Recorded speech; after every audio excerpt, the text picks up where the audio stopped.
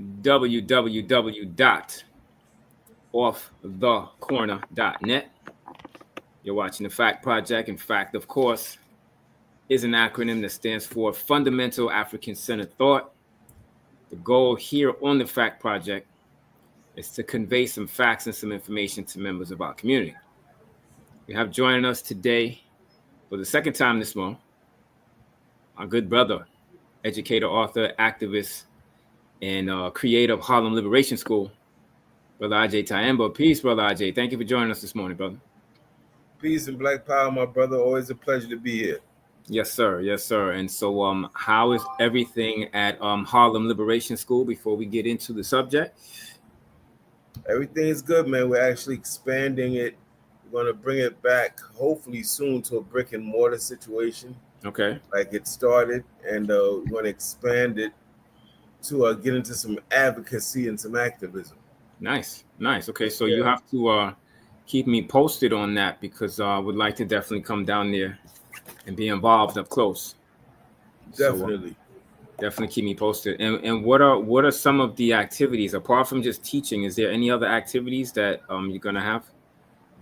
Well, yeah. For one, definitely the foundation will be a 12-week and a revolving political education class and curriculum, community organizing class and curriculum, both about 12 weeks that will rotate throughout the year.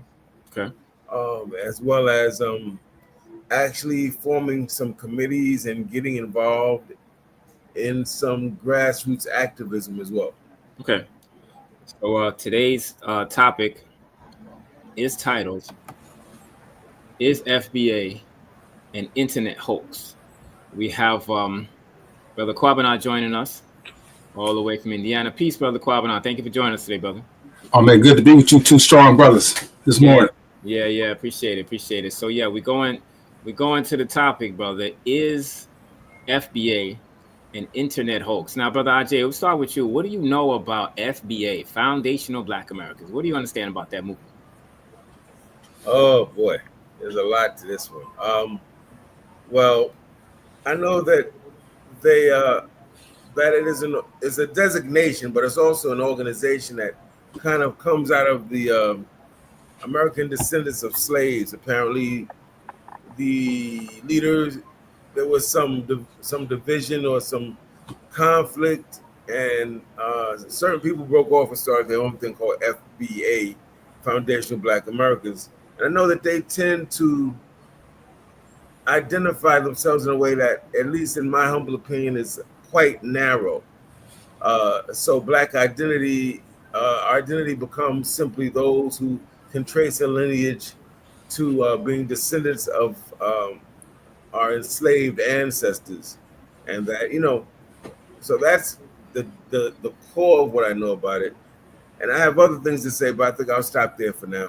Yeah. We'll let you get to those other things. Brother Kwabena, you had wanted to share some things about the origin of F.B.A. What can you tell us about that? I just know that some leadership with ADOS were having a conference. I think it was in Louisville, one of their first big conferences, and leading up to that, one of the people who had really got in tight with ADOS or was not given the recognition I don't think he thought he deserved for being a key player in that xenophobic madness called DOS. And I guess he got wasn't happy, so he tied into this fundamental Black, what is it, F.B.A., Fundamental Black American Madness. And there's so many people who went on in there with him, and it's kind of interesting. It's kind of sad, really. I don't know. I struggle with that. Yeah. I'm sharing my screen because I'm sharing the definition of the word hoax. This is something I learned from the great Professor James Small, as well as the great Neely Fuller Jr. I always define words so people are very clear on what you're saying. So hoax is defined as to trick into believing or accepting as genuine something false and often preposterous. It's hard to read that without laughing because, Black people are saying that they're not African. And I say here all the time, If you're black and you're saying you're not African, that's like saying the sun is not hot. You may as well believe in Santa Claus and the Tooth Fairy if you're going to believe that. But hoax is also defined as an act intended to trick or dupe something accepted or established by fraud or fabrication. Now, I think it's interesting that Dr. Claude Anderson is really the person that originated the term foundational Black American. I don't know if a lot of people even know that. You know, people that are following this, I'm not even sure if they even know that. But Dr. Claude Anderson, who is an economist, who is brilliant, not saying anything against him, but when it comes to Pan-Africanism and Black nationalism, Dr. Claude Anderson is definitely not the go-to person. So I say, as a person who is Pan-African and Black nationalist, we don't need to divide the group or divide ourselves based on what we call ourselves. And I think if we study history, we need to study history, first of all, to know the science. But it's sad to say that Black people seem to be the only race of people that are trying to dismiss their origin. Now, Brother Ajay, you worked in the public school with, students in the classroom. Did you notice this identity confusion in the classroom with the children? Yeah, absolutely. Absolutely. And that's to be expected when those children are the offspring of generations of Black people been disconnected culturally, isolated from who they are, conditioned to believe Africa is ugly and violent, and that Black people are somehow retarded somehow in various ways. That's to be expected. Actually, if people want to get some good reading on that, there's a book Donald Bogle wrote probably in the 80s or 90s called Toms, Coons, Mulattoes, Mammies, and Bucks. It's a long title. Tom, Coons, Mulattoes, Mammies, and Bucks talks about, from the United States point of view, how Black people were the victims of an anti-Black propaganda campaign to justify racism.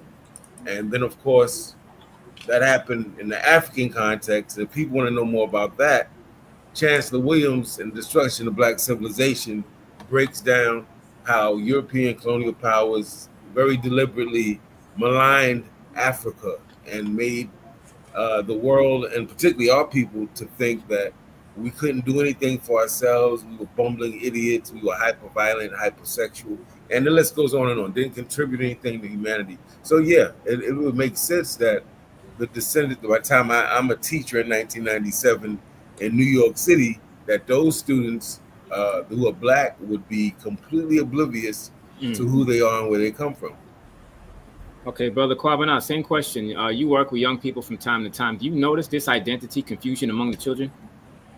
Yeah, definitely. I was teaching years ago, substitute teaching in Gary in several classes, and I remember being around a bunch of sisters, 10th grade, 11th grade, and Mr. Pratt, how come they have hair like that? They have that good hair, and we have hair like this. Like, wow. So, of course, we explained to them, your hair is strong and kinky and made like the creator needed it to be made where you live in your climate. Your hair is beautiful. Your hair is strong. When it gets wet, it curls up and resists. When their hair gets wet, it lays down, and so that didn't happen just at one school. It happened at another school that same year. Another group of female sisters in the class. They asked the same question. I'm like, wow. So it really hit me right there when I had the question about those two groups of people. And I'd already known, we studied Malcolm, way back 60-some years ago. And we said, who taught you to hate yourself? And it's still ingrained in us. And so it was even worse now because, again, y'all know every time we talk, we go talk about this music. We all love and get into this music. But the music tells us to hate ourselves, hate our people, hate our women.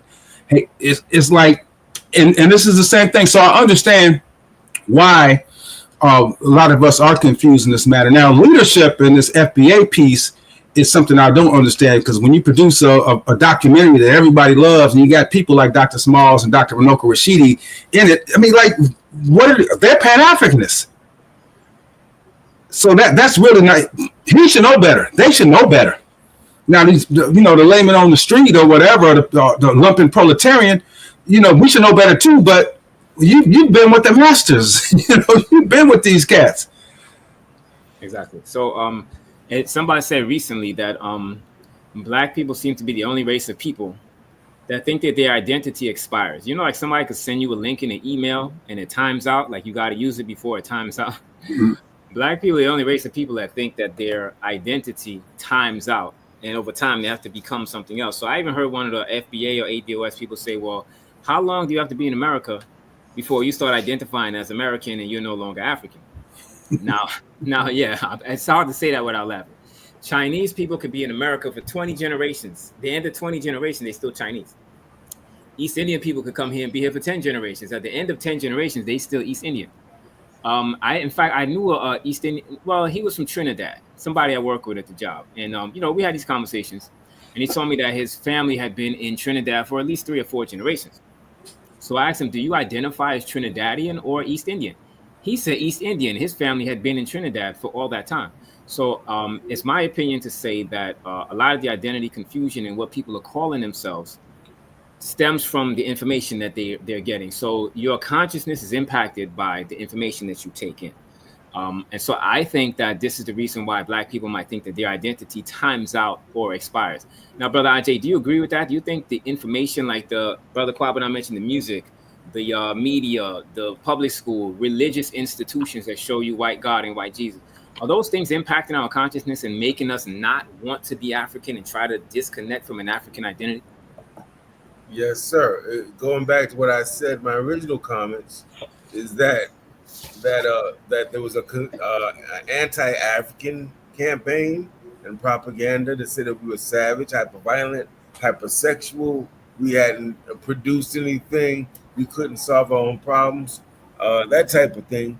And then I talked about the same conspiracy now against so-called Black Americans or New Africans here in the States or throughout the diaspora, done through movies and cartoons, nursery rhymes like 10 Little Niggas that became 10 Little Indians, and all types of stuff, right? So yeah, so that is part of a kind of a psychological warfare to condition for 2 reasons. One, to justify to the world and to themselves as the oppressors that they have the right, whether it be from some deity or the universe, to subjugate another group of people.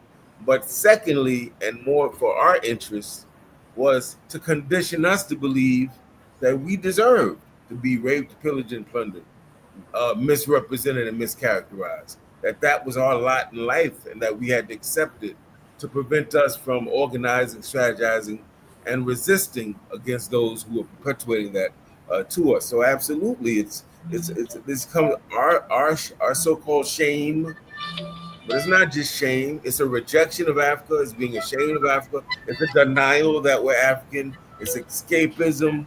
All of those are expressions of the anti-African, anti-Black conditioning we've received for hundreds of years. So hip hop plays a part, but just to be clear to our viewers, before there was any hip hop in existence, before Kool Herc and Kaz and the Treacherous D and everybody, way before their great grandfathers and mothers were born, there were white people from Europe that were planting seeds that we are nothing, have nothing, and can be nothing, right? And so when you see hip hop, and Brother Corbin is absolutely right, that the hip hop has played a role, understand that there was always been a group of Black people who were resisting white supremacy, and there was always a group that were trying to make peace with white folk and trying to assimilate and integrate. And one of the ways you did that, some people felt, was to de-Africanize themselves, to not talk about Africa, to not dress in any way that reflects African culture, to not use any type of African expressions, to do everything we could to kind of push Africa away. So even that is an expression of, I don't want to, if I'm African or seen as too Black, I don't get the jobs, I don't get the respect, I don't get the promotions. There's a whole 60 Minutes episode about, they did a study of people with resumes, and the more Black or African one's name sounded, the least likely they were to get a call back. the more Euro their name sounded, they were more likely to get a call back. So all of this comes from centuries ago. This is not new. This is what we're seeing now are just new expressions of the same old song. Brother Kwabena, I'm gonna come to you with the same question. I want to add on to what Brother Ajay is saying. We are people of African heritage, and the only difference between people who identify as F.B.A. and someone that's Haitian or Jamaican or from Barbados, the only difference between us is a boat stop. So the people that identify as F.B.A. could have been Haitian or Jamaican themselves, and because the boat dropped off their ancestors in a different location. So the great Dr. John Henry Clarke always said that we spend too much time focusing on where the boat dropped us off and not enough time focusing on where the boat picked us up from. And so in all actuality, there is no genetic DNA test that's going to tell a person that they're F.B.A. That's a completely fictional designation. No such thing. Now, Brother Kwabena, you work a lot with the music and the impact that it has on us psychologically. You understand the music to be psychological warfare. What kind of an impact does the music have on the minds of people who are trying to disavow or disassociate any connection with an African identity? I'll think about Tyrese Halliburton last night when he got injured, and I think about Shea Gilgeous-Alexander, when he won, and I think about their mates, and I think about when I was working at Purdue. One of the guys that worked for me did our environmental work, and he'd have to go down to Indianapolis every year to get updates on OSHA and what's going on in OSHA. This happened to be the same time as the NFL Combine was taking place. So he comes back one year and says, "Man, you wouldn't believe all those women who were down there at that Combine. Man, there were a bunch of young girls down there." So I go away. He comes back the next day and says it again. "Do you know that all those women were white?" Wow. And I think about that, and I look at that, and I'm like, I look at the marriage rate for Black women. Not that we have to all be into this, this U.S. definition of marriage and families and all that, but still, the reality, we know where we live, and we know what it is. And I ask myself, damn near 50% of Black women have never been married. 50% of Black women are married age. And my question is, who's gonna marry them? If every time I tune into the radio station, I'm hearing ain't nothing to cut that B off, or them H's ain't loyal, or I will never wife her, only one nighter, the woman full of lies, I just F them and pass them to my guys. And this stuff is getting rewarded. The artists are getting, who gonna marry her? And then the sisters come out. It was about 8-9 years ago when Cardi B Gone, your homegirl, came out, and the floodgates opened up after that. It was Megan, it was the City Girls, it was Lock. It was just so many to come out, and pretty much all of them who they promote and push disrespect themselves. They fine, they're beautiful sisters. We get with them, but who gonna bring that home to their mama? Right. So, and I think about, I listened to Brother IG's show last night. I wanted to do some stuff on F.B.A., but while I was working, I listened to his interview with the good sister, the educator, the doctor. She talked about growing up, how one of the things they would do when they go out in the Bronx, the role that music played back then, how music brought us together, how beautiful the music was. And also she did a doctor, her name escapes me right now, but she talked about the book that she wrote on the West Indian sisters who would typically be in the school doing their thing, but now they ain't there fighting. And it ain't just there, it's everywhere. When I was substituting at the same time, substituting I was talking about earlier, and Gary's a rough place, I ain't gonna lie. Fights in the schools all the time. Every time the guys had one fight, the girls had 5. Yeah. 5. Yeah. And so this is self-hate. This is the same self-hate you guys has been talked about way before hip-hop, but this slop hop music is just made it go crazy right now. Even if we look at the murder rates and stuff, what have you. So it plays a role in hating ourselves. And again, I understand, because I wouldn't want to be associated if I wasn't conscious and wasn't aware of who I am, and did study Runoko and John Henry Clarke and Malcolm and Kwame, and I probably would be a struggle for me too. So that's why it's so important that we have programs like what you're doing here in Harlem Liberation School, and share that and have sessions on all these things, because while we're doing this, the enemy's working 24/7, 365 to get us and to separate us. And F.B.A., DOS. I mean, they fell for this hook, line, and sinker, or they, like you said, they're doing it on purpose. I don't know. It's crazy to me. Now, I would say in the system of structural racism, which is based on the myth of white supremacy, your contrived FBA identity doesn't even matter because they see us as all as a bunch of N words anyway. So I don't see why you would make the distinction. But the question says if the narrative is divisive and divides the race, who benefits from that, Brother Ajay? Well, if you took one pencil and I told you break it, that'd be very easy. If I gave you 10 pencils, bundled up, rubber band them together, it'd be more difficult. But if I gave you 100 pencils, banded together, it'd be impossible to break it with your hands at least. And so it's basically saying when our people are divided, we're like that one pencil. We're easy to break. But when we come together and band together and work together around common causes against common enemies for common issues, then we're like that 100 pencils. And this is why racist institutions work diligently, deliberately, intentionally. Nothing we see, for those watching, is haphazard. Nothing is incidental or accidental. When you see that kids used to be able to look at an analog clock and tell the time and now they can't, they don't know how to write their name in script, they're not able to read well because they don't know phonics, that is not accidental. This is all part of a design, right? These institutions work day and night to keep us divided. Why? Because Black unity leads to Black resistance, leads to Black economic empowerment and independence, and leads ultimately to Black political empowerment and self-determination and nationhood. So they divide us for those to make sure that we never defeat them and create the type of nationhood that we need.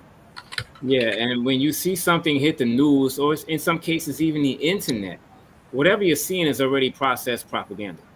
And so this is all part of the psychological warfare. And I say there's two things that Black people don't understand. Black people don't understand the seriousness of the moment we're in right now, and Black people don't understand propaganda. And propaganda works, which is why they use it against us.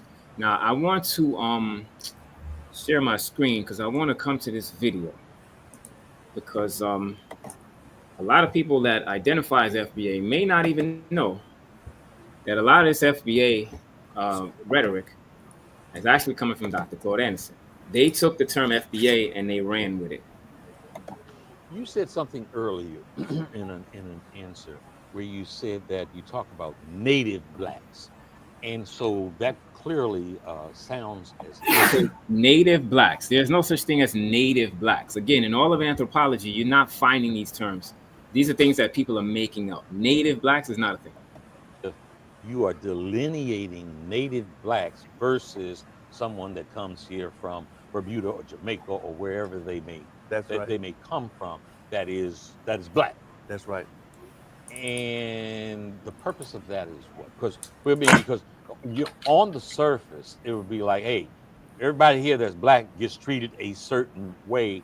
Why are you making that delineation? That is an excellent point.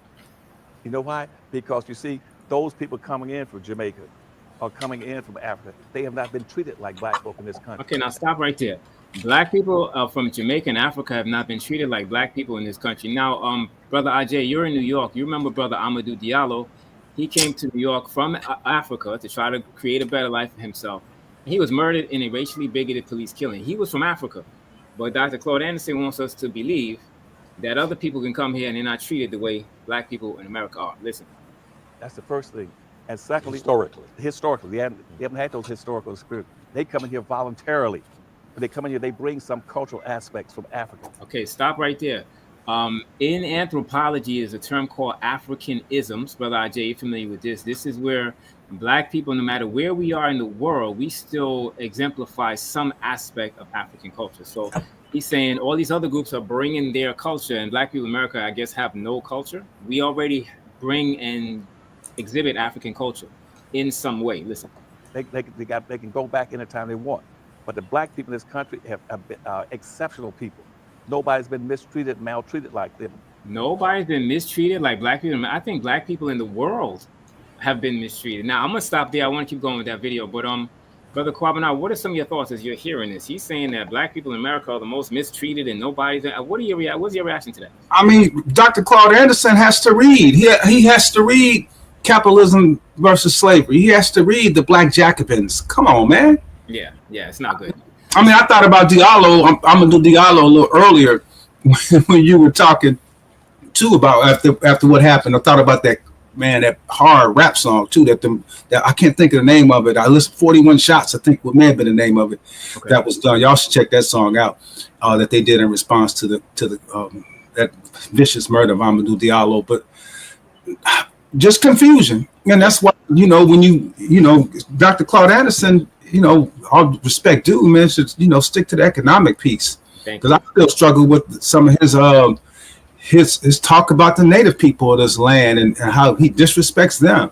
Yeah. So I mean, and again, even with just about all that, we all need to. What was that word? My father used to always talk about this. I'm not sure where he got it from. He said acceptance or rejection without investigation can lead you to the bottom of the pit of ignorance. Mm-hmm. Okay, so Brother Ajay, same question. What are your thoughts as you're hearing this saying that black Americans are the most mistreated and nobody's been mistreated? How do you react to that? I go back to what Brother Malcolm said about black people who assume leadership. What Kwame Nkrumah said about black people who assume leadership after an African nation has supposedly won its independence from the colonial power. And they look like you and talk like you and dress like you and come from your village, but they not working with you. They working for the enemy. Now, I am not going to stand here and say that I'm saying that about him. I don't know that to be true. But when I hear people that sound that are it's like they're like 60%. You listen to, oh yeah, you're cheering. That's right. 60%. Then they take that hard left turn. Yes. Like, whoa. So now my mind starts thinking, sometimes people aspire to leadership. They selling their books, they selling their courses, they getting trips around the world, they getting some attention from the ladies, whatever it is. And sometimes people forgot why they came. Some people started off with good intention and forgot why they came, or were bought off, or they're, as Kwabena implied, they are experts over here and they try to be an expert over there and they're not. Yeah. Right. So just because you're a dope historian don't mean I'm gonna read your nutritional supplement book because you know nothing about it. Right. So, you feel me? Yeah. I got you. So let's continue with the video. It's not long. Just stay with me. Black folk exception. They're the only people that came here out forcefully. One. Two, they're the only people that denied their humanity. Three, they were the only black people in America, the only people that have been denied their humanity. African people have been denied their humanity, period. Listen. People denied a right to enjoy the fruits of their labor. Four, they were the only people denied the right to participate in government. Five, they were the only people denied the right to vote. Six, they were only people denied the right to have an education. Now, if you came here from Jamaica or Cuba and you had Afro hair back in the 50s and 60s, you didn't have the right to vote. So black Americans are the only people that didn't have the right to vote? That's not accurate. Listen. Seven, they were the only people denied the right to have a business. Eight, they were the only people that participated in every war that this country has had since its founding, but whose mother country has never been against this country. All those immigrants come from countries where they fought America and they came in. And the seven, that they are the oldest and most patriotic people in the country. Now, stop right there. Why would you want to be the most patriotic people in the country to America, which is basically a criminal enterprise? It involved enslavement, it involved genocide, it involved land theft, but you want to identify as American and be patriotic. That's delusional. Listen. Not the Confederates in the South. They're not the most patriotic people waving the Confederate flag. The most patriotic people in this country are black people, native blacks, because you see native blacks, no such thing. 99% of all those blacks have been direct descendants of slaves. They've been here. And here's the thing, if they're direct descendants of slaves, are they not people of African heritage? This makes no logical sense. Listen. Before 99% of all the other people ever arrived in this country. They're special people. And because they're special people, they need to be recognized, appreciated, and reparated, for what they've done in this country and building this country. They're the ones that built the bridges, the roads, cut the timber and the trees, and cleared the land, raised the tobacco, cotton, indigo. They're the people that fought and raised in every war to protect this country. The people coming from Africa or coming from Jamaica didn't. They came here voluntarily. He keeps going back to Jamaica for some reason. And the most important point on this is if you lump them with black folk, then you give the dominant white society a justification to say we don't owe black folk anything. Aren't we all fighting the same European powers? This is illogical. Because you see, the blackness that's native, the blackness, black people's blackness is more than just color. It is their heritage. It's their history. That is, listen, that makes no sense. Listen. It's confusing. This is confusing. Yeah, for real. Listen. Conduct, and more importantly, it is their badge of honor, and it's what it symbolizes the indebtedness that this country has to them. This country does not have an indebtedness to people coming from Africa.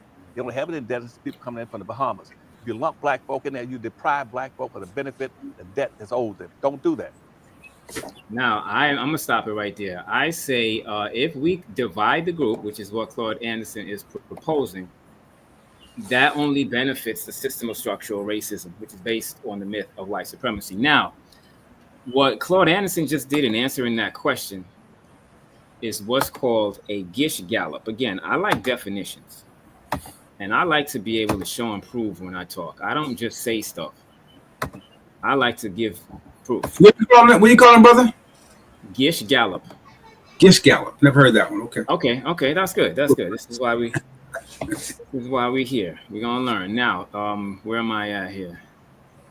Okay, here we go.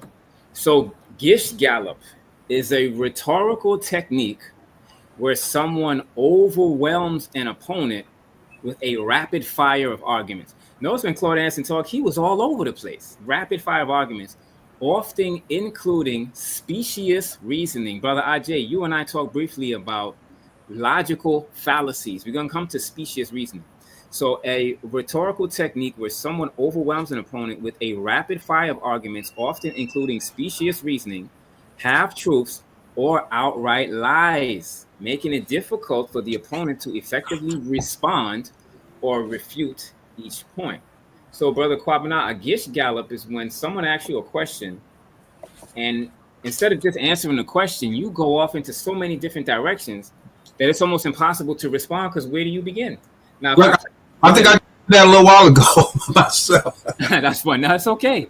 That's okay. But when it's some information that is completely false and misleading, that's when it becomes a problem. So now it talked about specious reasoning. Just stay with me, because I want to make sure that everybody is clear about the way the disinformation is actually conveyed and how people actually fall for it.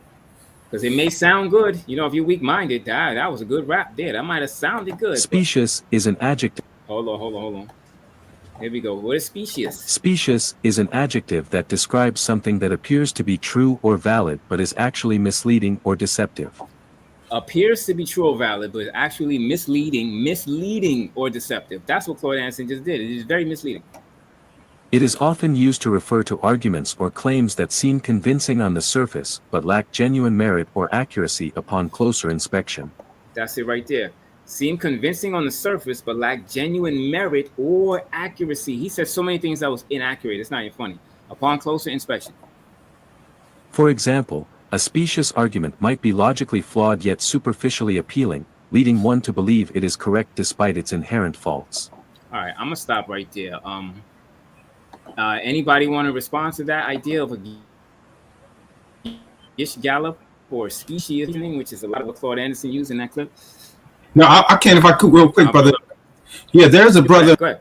Yeah, we had a brother here. We just had a really contentious piece in Gary where they're putting a big 270,000 square foot flex building where an old school was. And we have an issue with a whole bunch of abandoned schools. And one of the brothers in the community, one of the black men in the community who was supporting this madness, because you don't put these things in neighborhoods, you put them in industrial areas and outside. This is part of gentrification that's taking place here, false planned removal of the people. But that's just what he did. He kept spewing points and stuff just like that and talking and had us all confused. I was even confused. What? Okay, oh, that sounds good. The taxes, if you put an industrial site, you're gonna get 3 times more than if you put residential places there, which is one of the things we were pushing for. Because it was already zoned residential. I know this is again out of the point a little bit, but that's part of our overall issues that we got to deal with. Because again, you displacing black people, you're just displacing Africans. Claude. But yeah, man, I don't know. That was really interesting, and I'm glad to get that different definition and those words from you, brother. That's good. Yeah. And brother IG, again, last night when Claude was spewing that on that video you shared, I thought about your interview last night again, which was a powerful interview. I'm not sure if he did it last night, but that's when I watched it. And the sister, one of the things she talked about, she knows more than he does. She said our history ain't starting at no slavery. And he just took it back to slavery. And I heard her say that. Yeah, Miss he's talking about Dr. Cherie Warren. She's the bomb. See, we were so serious about what we're talking about right now, about the kids, that we left the school we were in and started our own middle school. 25 years now, over 2,000 students graduated. Wow. And that sister, she went to Howard with Ross Baraka when he was a lot more fiery. And some other people she was running with. Sister Soldier, she's a warrior. But you would never know that if you saw her. She doesn't necessarily she doesn't wear her politics, but she lives her politics. So yeah, she's the bomb. Yeah, so now, Brother Ajay, I'm gonna come to you with the next question. Before I ask the question, I will start by saying that they're starting they use the word lineage, which is a buzzword. This is all messaging and language. For whatever reason, when people hear the word lineage, oh, this is our lineage, a lot of people just kind of let it go and fall back because they almost don't even know how to respond to that. But you cannot begin your identity subsequent to your captivity and subjugation to another people, because then you're not really identifying as who you really are. So now, Brother Ajay, as an African-centered educator, why is it important to have an African-centered perspective? That's a good question. Good question. Well, an African-centered perspective is going to ensure that Black people determine our own priorities, that we determine our own values, that we create our own political agendas, and that we admire and emulate our own heroes and sheroes, right? So when you have an African-centered perspective as an African or New African person, it means that it puts you on a path to liberation and self-determination. You can never truly be free or liberated or self-determined if everything your enemy believes you believe. Everything, all the words he defines, you take his definitions. All the aspirations he has, you have.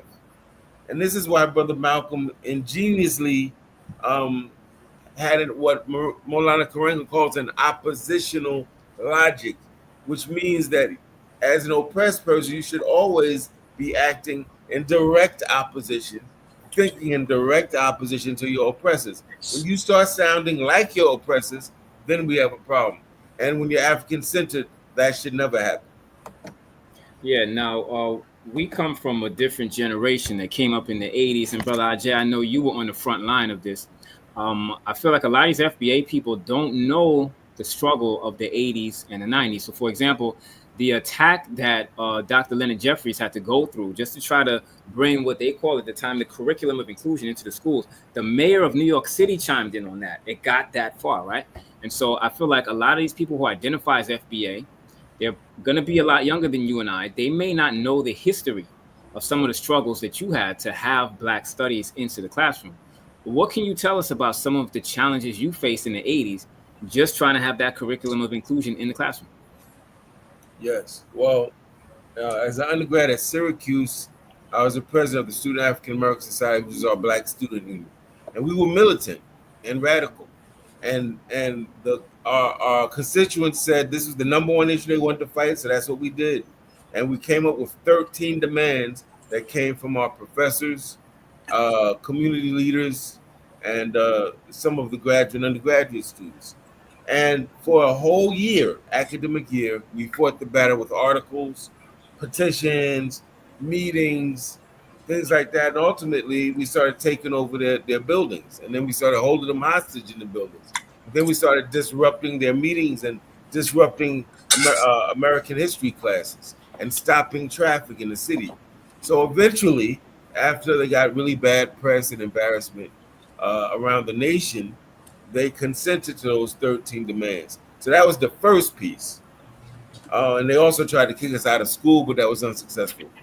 Now that's as a student, but once I became an actual school teacher in New York, coming back home, I continued that fight. I taught social studies and I infused it directly in my classroom. Now, not as a student, but as a teacher, I made sure that those lesson plans were infused with our history. And I have to give a shout out to a man who was then known by the name Booker T. Coleman, now known as Professor Kaba Kameni, Oh, who in 1997, when I first started teaching, held weekly classes in the Bronx, teaching social studies teachers like me how to take Africana studies and infuse it in the curriculum in a way where the principals couldn't say that you were teaching stuff that wasn't in the curriculum. And I went every week, man, for 1, 2, 3 years, and it soaked up what brother Kava committee had to say, and then he eventually came to work in the school we started. So then he Wow. became a co-worker. But so yeah, that fight has been ongoing, man. As a student, and as a college student, and then as a teacher, to make sure that our students get it. And what it shows me is we got to fight. If you're in college, you don't have the power to teach it, but you can put pressure and demands because you pay tuition to make sure you're a stakeholder to make sure that these universities are responsive in terms of providing our culture and our curriculums. And then if we need more people to become teachers, family, to get yeah. into schools, to start African Center schools, sure. But you know what? 85% of our kids go to public schools. So we also need teachers to go to the public schools and teach our kids so that they come wherever school they go to, they got black people there who love them and fight for them like Dr. Sheree Warren does every day. And whether they are in an African Center school, no matter where they are, we should have Africans, new Africans teaching, shaping curriculum, after school programs, and all that. Okay, now I say that the narrative and the message coming from these groups, black separatist groups like ADOS and FBA, etc., is basically white male patriarchy masquerading as black consciousness. So, Brother Kwabena, how much of a part does the hidden hand play in some of these groups that are out here pushing the division from your perspective? I was social media friends with this woman, Carnell, who really pushed and started DOS at the time when she did that. And it was first about reparations, it's DOS reparations, and I was descendants of slaves, still struggling with a little bit, but still checking out what she was talking about and listening and following and commenting periodically. Then all of a sudden she said something negative about Pan-Africanism. And I was like, wow, where did this come from? Why is she dogging out Pan-Africanism? And we debated for a little bit, and I was like, this is silly. This is ahistorical. You expect me to believe you or go with you instead of Du Bois, Garvey, or Carlos Cooks, or Malcolm, Geronimo, Michael Tabor. I'm gonna listen to you? This is dumb. This is xenophobic. This is separating us. This doesn't make sense at all. And so it didn't seem like they tried to put some stuff together, like Dr. Anderson just said, which doesn't make sense, that they're trying to take our reparations. Like when they were talking about the people from Haiti coming over here, they got all these there's so many doctors, black doctors in Florida are Haitians, and they're taking our doctors' positions. I'm like, really? All the struggles our people are going through in Haiti right now, the country that was that first democracy on this Western Hemisphere, who's fought these European colonizers from France, the U.S., Spain, I mean, it wasn't just France. You know, after all they went through, yeah, they owe reparations by all of Europe. So no, we should be embracing our brothers and sisters in Haiti so close to us and going through hell like they're going through right now. And y'all over there dissing them because they have, because we're what, 1 week or 2 weeks away from the poorhouse. They got 3 months before they can be in the poorhouse. And so we're gonna diss them? Come on.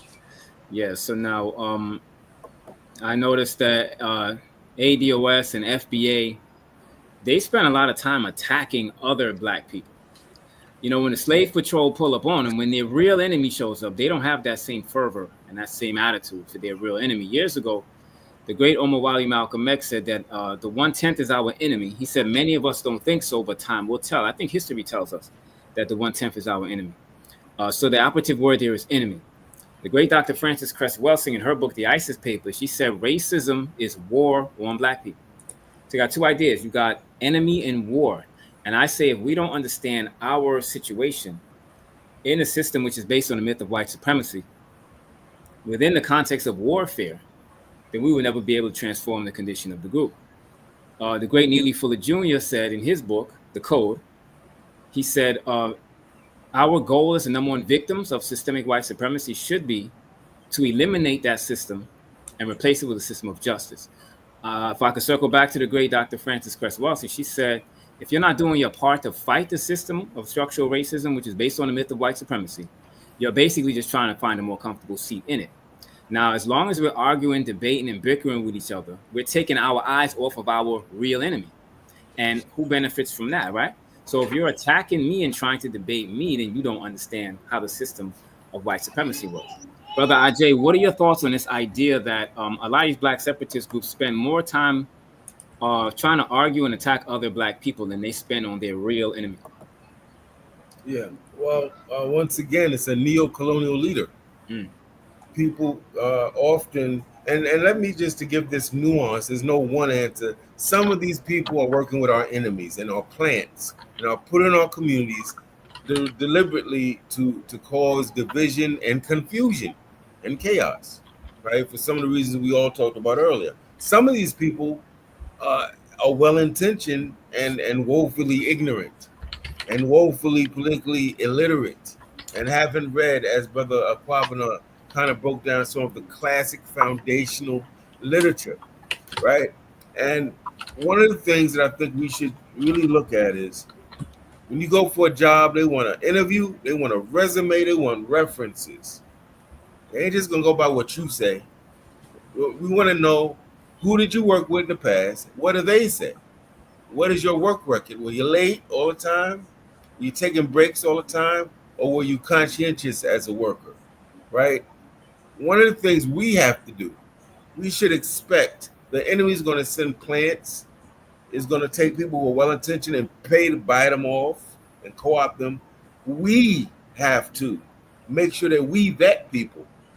We have to make sure. So, for instance, for me, I'm hard to impress. I'm not easily impressed by people who talk well. I'm not easily impressed. Yeah, I don't care if you wrote 100 books. I don't care if you wrote 10 movies. I want to know that you fight. Do you have a record where you fought for our people? If you ain't fight for our people, by definition, I do not trust that you're going to fight for us now. And fighting can occur intellectually, culturally, but you have to have in your history taken position for our people and against our enemies. Being fearless and exposing those who are mischievous, right? Being fearless, taking hardcore positions. I don't want to hear the cop who tells me he worked for 50 years as a police officer, and now he's telling me all the bad things that happen in the police department to black people. I want to see that you quit, right? That you resign. See, this is what we got to get. People will talk a good game. Listen, family, if you ain't fight for us, then I'm like, man, you just another Negro. Unless you've distinguished yourself in battle. You can't join a gang by saying you tough. They're going to jump you in. They're going to bat you and chain you, punch you in your ribs. You're going to go through that gauntlet line, like a soul train line. They want to see, are you going to take that? You're going to fight back? Are you going to run? What you going to do? It's the only way they know what you're going to do in a real situation. And we have to get to a point, not saying we're jumping on people in family, but we got to get to a point where we provide structures to test and try the people that go before our people. I mean, there's no other way around that. Look, and not saying it's like a Soul Train line either. Right. No. That's right. Yeah, right Not on. even. I know it is an Apache line, but different people got different names for the same thing. But That's either right. way, a lot of people that identify as F.B.A, they try to distance themselves from Africa by saying the Africans don't like us. However, so-called F.B.As kill each other in the street every day in America. So evidently, the so-called F.B.As don't like each other. Brother Kwabena, how do you respond to that when you hear them say, well, the Africans don't like us, so we have to justify distancing ourselves from them? Man, I heard so much of that. My first trip to Africa, I was like just overwhelmed. So I remember I went with African American Summit back in '97, I think it was.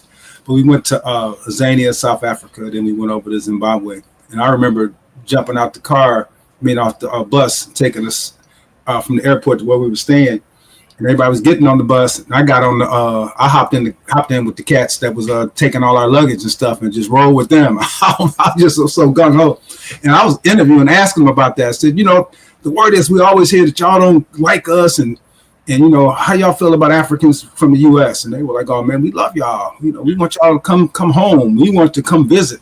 And I got the same thing on all my trips back home to the mama land. Do I have some people who trip and don't want me there or act like that sometime or call me or Bruni or whatever when I was in Ghana? Yeah, you have some of that. Same thing I got, like I grew up in L.A. I lived in one neighborhood in the same city. If I go to another neighborhood, they don't want me there. Right. So I look at that as just, the differences. Because even today when I struggle with the DOS madness, people will say, well, we're different. People are different. We're different than them. Bro, I grew up in L.A. I moved to Louisiana to go to school. Them brothers and sisters in Louisiana was crazy as I don't know what. It all said all kind of crazy words, and they were making groceries, and and just the language it's different.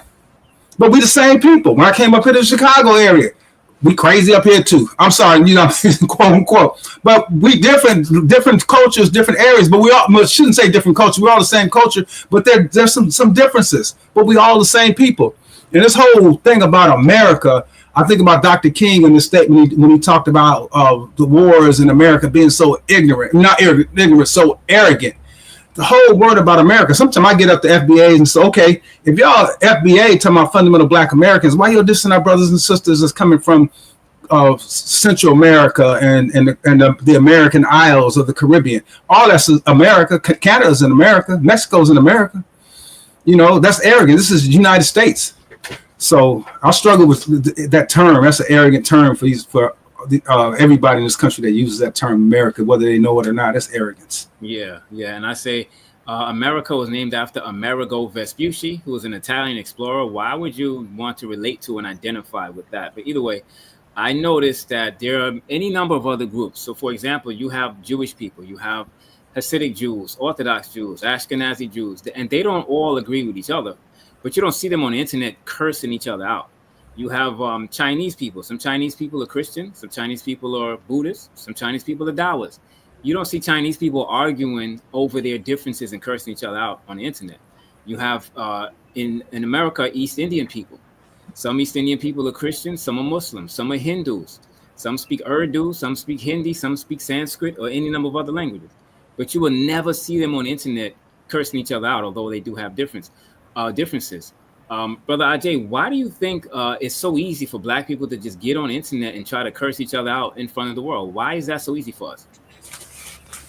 Well, I think it goes back to what I said earlier, and I think what all of us have said in different ways in this broadcast is that if you're a tiny minority of the planet, which white folk are, and you're trying to subjugate the majority of the planet, which we are, how do you do that?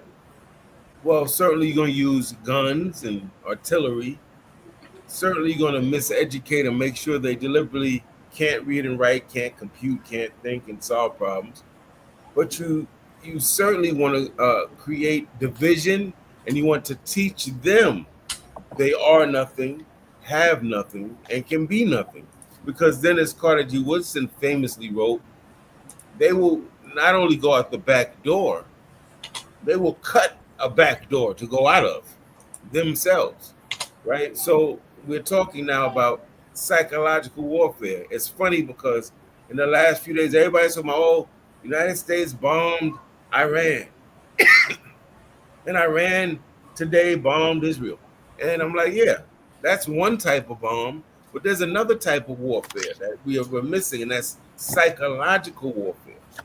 And that's so when you see colorism in our community, dark skin got a problem with the lighter skin and vice versa. You see gender wars in our community, black men that's blaming black women for every problem in the community, or black women who think all men are dogs, right? When you see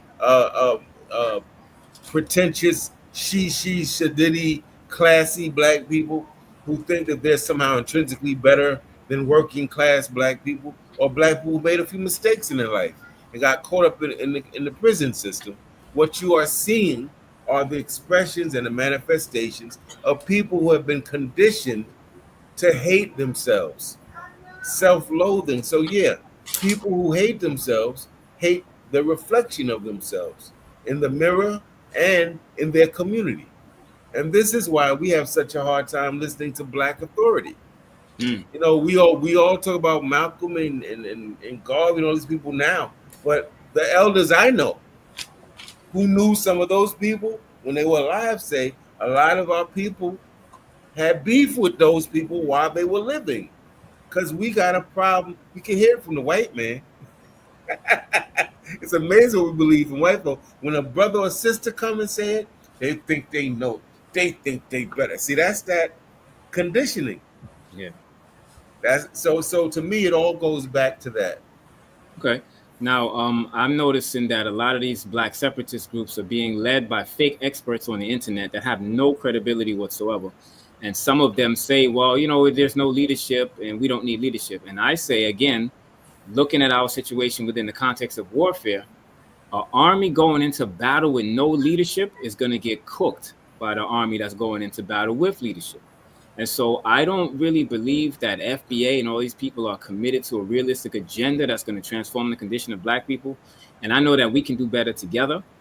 I don't do black division of any sort.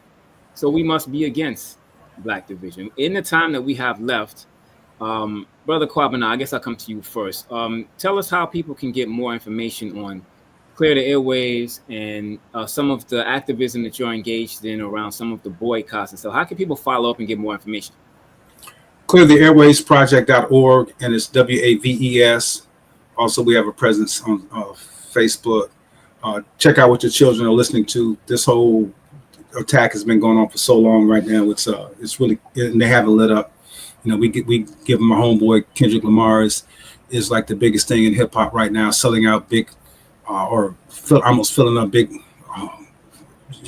stadiums and what have you. But you know, his latest hit song came from an album called "We Still Don't Trust You." We don't trust you, and that's come from a statement: "If Young Metro don't trust you, I'm gonna shoot you."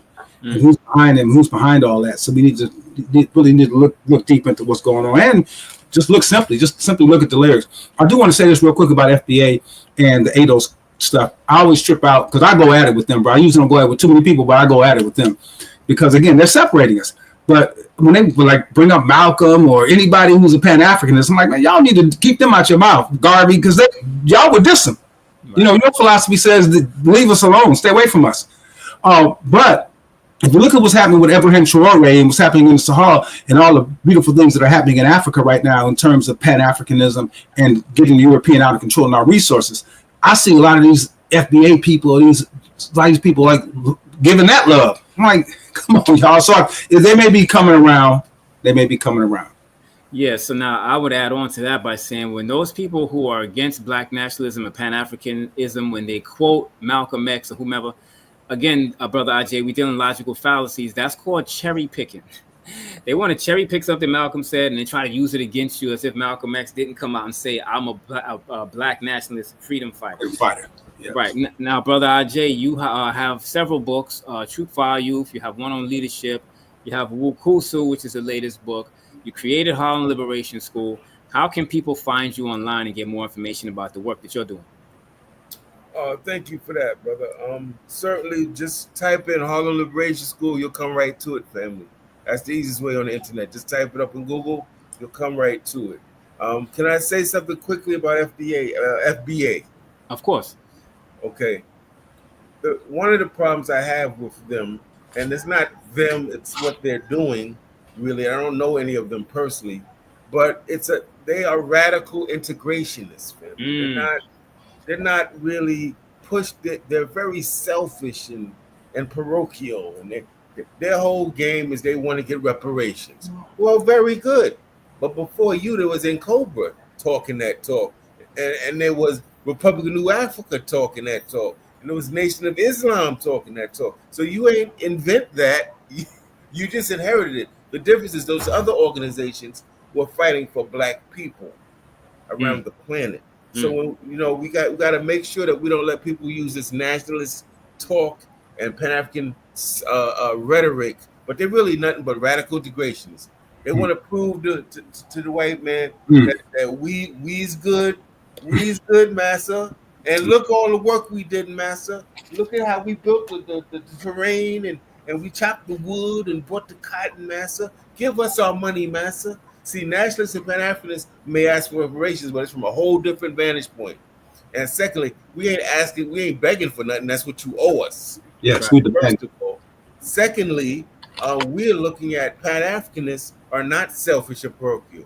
We're saying that we know that people in North America, South America, the continent of Africa, all throughout the diaspora are suffering from the same man, from this, in many cases, the same issues, right? And so we do ourselves just logically a disservice by segmenting ourselves. That's their game. Their game is division. Our game has to be that we form confederations, we form leagues, we team up, and that's what Pan Africanists do, and that's why I think it's the most viable when you particularly combine it with nationalism. Pan African nationalism is probably one of the most viable ideologies, liberation ideologies for Black people. It gives us a fighting chance because you out here talking about I'm Haitian, I'm Jamaican, I'm Cuban. Oh, good luck with that one, family. Good luck with that. You'll completely get obliterated one by one, Sure. and you'll be used against each other. So that's, and I just want to say this. I like to leave people with references. There's an article. Let me bring it up. There's an article written by Mark P. Fancher that everybody should read. It's called "The Folly of So-Called Foundational Black Americans" from Black Agenda Report. The Folly of So-Called Foundational Black Americans, and he completely knocks it out the park. He completely will help you understand why their whole politic is ridiculous and reactionary. It's anything but I revolutionary. gotta check that out. Mark's a bad brother. I know Mark. I know Mark. I gotta check that out. I hadn't seen that yet, man. Right on. Yeah. Yeah, I'm glad you said that because I haven't seen it yet either. But I would say, in closing, that to me it's illogical to divide the group in the name of begging the oppressor for crumbs. And then it seems to me like it's fake AstroTurf movement because they never talk about when they get the reparations that they're going to start schools and shopping centers and build housing and grow their own food. The argument just divides us, and I think that's the whole key. And I would say, as it relates to Black unity, Brother Ajay, if I could add on to what you said, in the animal kingdom, even animals understand this idea of unity. So, for example, lions travel in a pride, right? If a little baby cub lion is kind of straying off from the group, the hyenas are in the tall grass laying for him. The moment that little baby cub lion gets too far away from the group, the hyenas are going to jump on him and they're going to tear him up. So individuality is a prerequisite to vulnerability. And dividing the group does nothing else but make us weak. But on that note, I want to thank you both for joining the Fact Project today and chiming in with all of the insight. I want to thank everybody that got in on the chat. I was unable to participate in the chat today, but a lot going on in the chat. Some people are agreeing, saying that yes, F.B.A. is an internet hoax. And so, again, I want to thank you both. And I would tell everybody watching this, check out cleartheairwaysproject.org. Is it or .org or .com? .org. Okay, so cleartheairwaysproject.org. And I would say definitely go to YouTube and check out Harlem Liberation School. Like and subscribe to videos. They just did one recently with Mama Ya Baruti. Shout out to the Baruti. So, you know, when I mention names like that, if you know who they are, you know that Harlem Liberation School is bringing the heat. So again, I want to thank both of you brothers, man, and we'll talk again soon. Peace. All right, Bye. brothers. All right, peace.